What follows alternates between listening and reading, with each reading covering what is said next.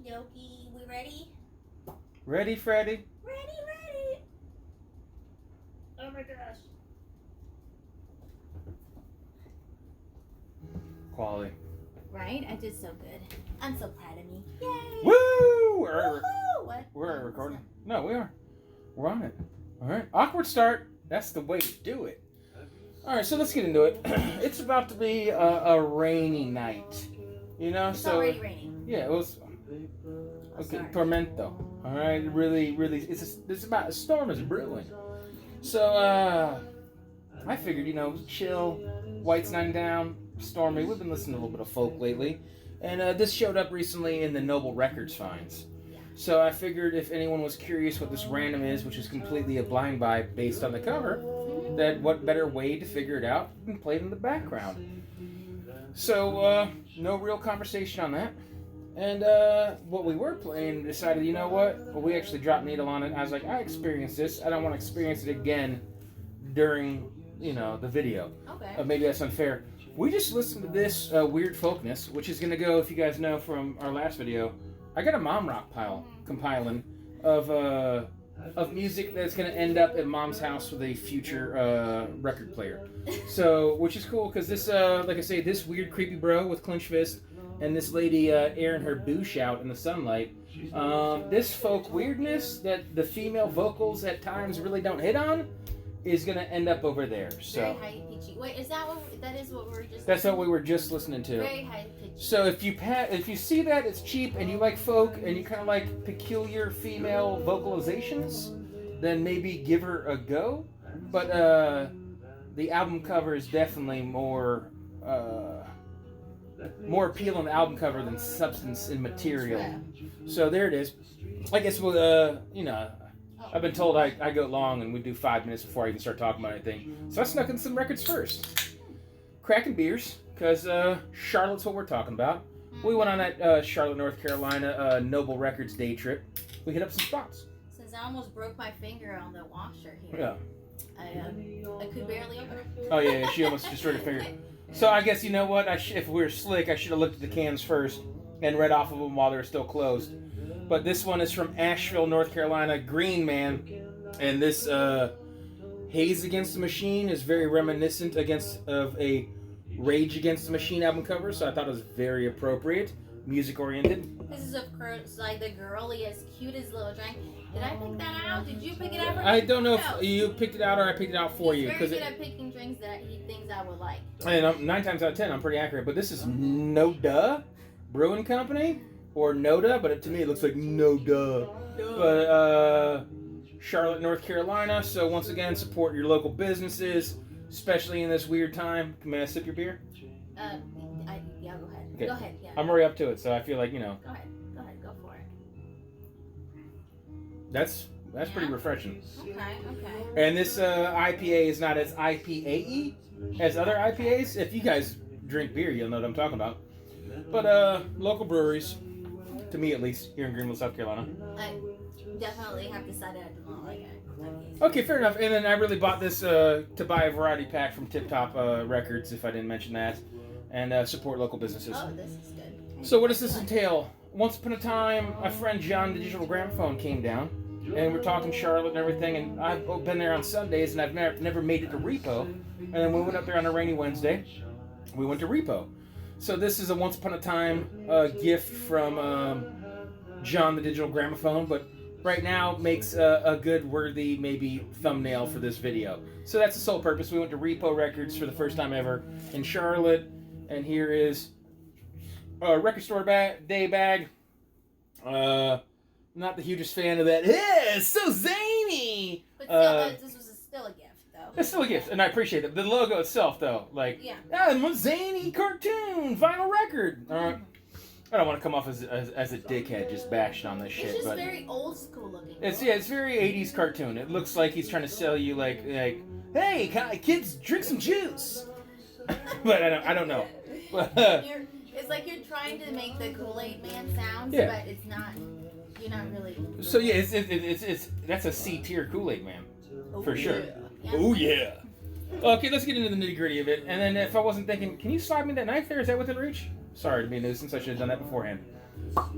So I'm just gonna call it like it is. I've never been to Repo Records before, and I would not avoid going there in the future. I'd like to support local businesses, and you can never control where you find your records, particularly used. Some of these things I've been looking for and never stumbled into, and I know you could buy everything online, but I love the thrill of the hunt.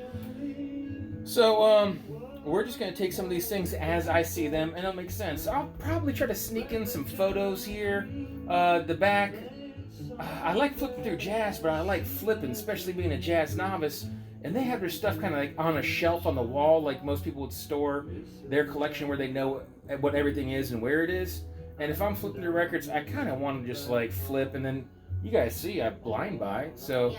So you kind of have to be in the mood to buy when it's like that. But their Discog section and their new arrival section, and oddly enough, their country section was all flip forward. But then a lot of other stuff like soundtracks and other things I wanted to flip through, I kind of lost my my gusto, I don't know, so to speak, flipping when everything was kind of like bookcased on the wall. That being said, I think this 5 Fresh Finds is actually a true 5 Fresh Finds and not like a billion records, so let's get after it. So this is Greenslade. This is a clean copy. I'm pro prog. If you recently watched a prog-centric krautrock psychedelic video in the past. Ooh, that's cool. Yeah, so this is whacked out art. I don't know what this mascot is. Almost like a prog's version of like Eddie of Iron Maiden. I'm thinking of like the what is it? Oh my gosh, why can't I think? Sleeping Beauty Bad Lady? Who'd that be? Why did I just forget what Sleeping her name Beauty, is? no, Sleeping Beauty Bad Lady. Luckily, I've taken the editing recently, so I'll try to put a name on Sleeping Beauty Bad Lady. Thank you. I'm just glad he. So nothing crazy with the Mercury label here. I actually spun this one, so I've seen it, but really clean. Happy to find this. I want to say that this is their 4th album, 1975-ish, before they went on a long hiatus and started making music again. But this is their 4th album. When you get into more 70s prog, not long booming tracks. All these tracks are like 3/3, 324, 303, 116, 251, 5 minutes, 357, 33332. So they're not crazy long evolving prog. You definitely have some of those like kind of almost like electronic Renaissance music in the background. I kind of dig that. It doesn't go on a full whacked out prog adventure, and the vocals are better the second time around. So if you're not prog, you might not like this, but I dig this. Give it a second play. Yeah, give it a second play. I like it, but original sleeve and all that jazz. I don't want to get into it too much, but it was really clean, and I grabbed it. And then this is a record I've been looking for forever in any version. I just haven't, once again, this is something I could just buy online if I wished. But I just wanted to stumble into organically. I haven't even opened this yet because I figured this would be a surprise for the two of us here. Never seen an OG. I recently went back and watched this movie, Cleopatra Jones. Anyone knows me knows I love, and I've been putting it off. Anyone knows me in the vinyl community and actually watched me for a while. I've been pussyfooting on a Blaxploitation collection. I think Brother Brody loves Blaxploitation as well, so I think he wants to do that with me at some point. So, you know, sometimes they're appropriate. We went shopping together, so we're doing these videos together. Brody's my brother, and we loved it and grew up on the same thing. So eventually, I'll do a rundown of the soundtracks with him in the future. But so clean in the shrink, you can see the camera and the beer in the background. But this repress. This classic Blaxploitation soundtrack, first time US LP reissue, red and blue Starburst vinyl. I like how you started doing your like movies. So. DJ, hey, KD in the morning. You know, I told you one time I had multiple interviews to do a local sports talk radio, and after like 10 weeks and multiple sit downs and casting and everything, at the very end they decided just to play like syndicated stuff in the daytime for the midnight slot. So. You're too pretty for radio. Oh, that's a lie. But anyways, there's a sleeve. I know you get upset when I start. You know, you're like, I have a job to do. I can So help you. this burst splatter, blue and red marbling. Oh, it's red. I thought it was like purple. But It's I guess kind of that makes sense. the two of them mashed together. There are elements of purple. So that's pretty neat. Like I say, limited 700 copies. I didn't do any research on this, so I don't know if it's one of those things where it's like only 700 copies, but then they have like 700 that are like orange and green splatter, and then 700 that are like, you know, purple and, you know, black splatter. So maybe there's 1400 and 2800 and, you know, 5600, or maybe there is, I don't know. Cool. But I think that's pretty dope. And I've never seen that in the wild, and that's only sealed to revealed in this, because the rest is used stuff that you know, you get after. Like say Repo, I'd visit again. Not my Charlotte go-to. That's not crapping on Repo outright here, but I'm gonna go to Noble Records first and foremost. That's where I blew my wad, so to speak. And then Tip Tops are always our favorite hangout together because you can chill. Yes. And nibble. We always end up there. Yeah, nibble on crisps and what have you, and drink a soda or have a beer. All right, and this is a peculiar thing about Repo. People speak on it. I've been waiting to do this video. I haven't even listened to any of these. Some of the records he takes pride in, regardless of price point, you're not allowed to open up, and they're all sealed. So even though this is a used record, even the top, the guy won't open up? No, the top is split. Apparently, he's peculiar about that. People in the vinyl community that are from Charlotte are gonna know better than me. So this is my first time seeing this. Really clean promo copy right there. That just quadrupled the price. I mean, that sticker's life changing. But this is OG on Island via probably Warner Brothers for distribution. But I can't recall where this falls in the, if you can't tell here, Third World, A Story's Been Told. This is 1979, I know that. But when they hit the ground running. They had a few albums, and I want to say they dropped like 7 or 8 albums in 1979. And this is somewhere towards the back half of that giant, massive run in 1979. But I've said this in the past. Third World is reggae I dig. It's what you think. Like if you got picked up in a cab in Jamaica with music they'd be playing in the background, especially if the cabbie was like north of 40, this is the music that would be playing. Any pre-80 Third World, I really dig. And just if you listen to 80s Third World, which I own, I dig, and I've shown, expect a little bit more studio production and radio leanings. And that's not negative, it's just a shift in the music. But pre-80s Third World for me is where it's at. And to find any old school reggae in really, really clean condition is a score for me. I don't know if you guys can hear it over the music. The thunder's rolling in. Oh yeah, hopefully we won't lose power and just end up in the dark. Yeah, like when I did a live stream with Mazzy, and then someone dropped a tree branch or whatever down the street, and so I lost power. I was showering, and this man basically came and just stole my phone for light. Yeah. And then he's like, "Can I borrow your phone?" He just left with my phone, and I'm in the dark. And and Veronica was that. A lot of you people have commented that, you know, you like the way Veronica. I like the way Veronica looks. I don't want to say you people, like I'm not in that. I'm not in that grouping right there. But Veronica was nude on the channel, but just unable to be seen because we were lost in the dark. Wouldn't it have been great if that, like, the power kicked in right at the perfect time? And I don't even have time to cover. So this is another one of those things that, man, you know what's crazy? I had a plan of what I was going to say. I was going to speak on this. This is sealed. Another one of those things you had for sale on Discogs and was taped closed. So, pretty clean. Minimal ringwear. Nice jacket. Man, I hate to use the term like, you know, near mint, because there are little tiny dings and pings and small scratches, but nothing severe. But when you think about time, you know, maybe there's there is a punch hole. Good observation. When you start putting a time factor, like, is this record near mint for, I mean, it's got little spine creases or spine ticks if you're a comic book collector. Is this near mint if this was a 2015 record? No. But for this time portal, this is pretty clean. I don't know how much I'm going to talk about this, because if anyone, I assume if anybody, Vinyl Richie, 5 times more popular than me, for whatever reason, every time he shows this record, this is the record that if he just mixes it into a contest or whatever, this turns into his thumbnail. So, you know, shout out Vinyl Richie, King Dick of the vinyl community. So I found that, been looking for it. And then this is a pretty cool custom label right here. So I think that's pretty dope right there. I like And this is on MGM Records. I guess if we were going to go back in time, this trout I should be able to grab stupid quick. That's, you can see what the custom label is, because this MGM Yin Yang label, which does look pretty dope spinning, almost like a uni label. That was what you would expect for MGM, but that's a custom label. Didn't even talk about the music. We're making good time though. We're having fun.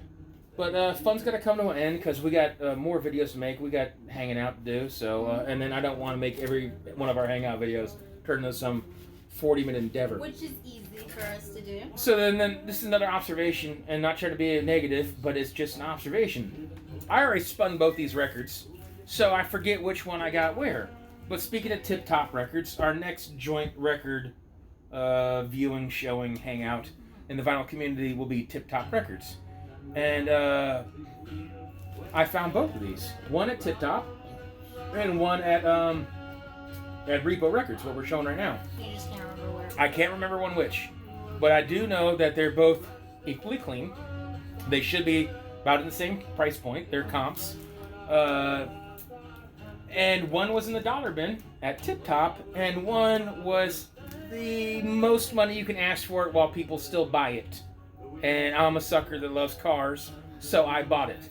So I'm not mad at Repo, but it just shows the difference of some businesses where one was not $10, but was the most money you could possibly get for it, and the other one was $1. So, anyways, these are not. Don't be confused. Miranda Holder had a contest recently. I didn't have time to make. I just didn't have time. I actually pulled records and made a note, and it just didn't happen. Missed And the deadline. I feel bad about that. Maybe in the past I'll just beat a dead horse and make it a thread, you know. But this More American Graffiti is not the soundtrack for the sequel for the movie American Graffiti. That could be confusing. This is just music. If it says right here in small writing, a collection of rock classics from the 1960s, introduced by Wolfman Jack, inspired by the album American Graffiti. So this right there, Little Deuce Coupe, 32 Ford, is beyond all rad. Nice. The record's really clean right there.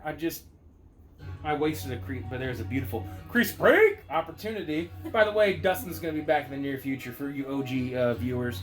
But Soda Shop music right here. The white's ultra clean. And there's a billion songs on this shit. I knew a guy one time that DJ'd a car show. And so he's like, I asked him what his approach was.